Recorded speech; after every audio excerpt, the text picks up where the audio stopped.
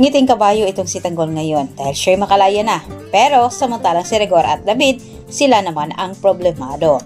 Samantala kampante naman itong si David na sumama nga kala Ramon, nakipagkita sa kanilang mga kauri. Ngunit sa kalagitnaan ng pag-uusap ni Ramon sa pagitan ni Don Ismael, nagkaroon sila ng hindi pagkaintindihan dahil gustong bawiin ni Ramon ang buong Quiapo. Habang itong si David naman ay nakatanggap din siya ng tawag mula sa kanyang tatay at nagsasabi na itong si Tanggol ay nakalaya na.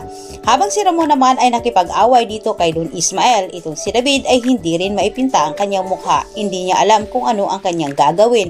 Anya, ngayon nakalaya naman itong si Tanggol, hindi malabong hindi magkita umano si Tanggol at Ramon. Dahil sigurado itong si David na ang unang planong gagawin ni Tanggol, hanapin ang asawa ni Mocha. Dahil nawala ito, hindi nagpaligoy-ligoy itong si Ramon at diretsang sinabi niya kay Don Ismael na bagay umano na gusto niyang bawiin ang Quiapo. Pero katwiran naman ni Don Ismael, siya na umano ang naghahari dito.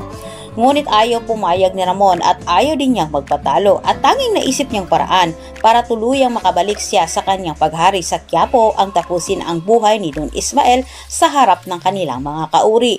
Upang sa ganitong paraan ay makita umano ng mga ito kung anong uri siyang pinuno. Sa lahat ng dumalo sa hearing nila Tanggol, ito lang si Rigor ang hindi natutuwa sa paglaya ni Tanggol. Pero itong si Tess at Mado, silang dalawa ay natutuwa.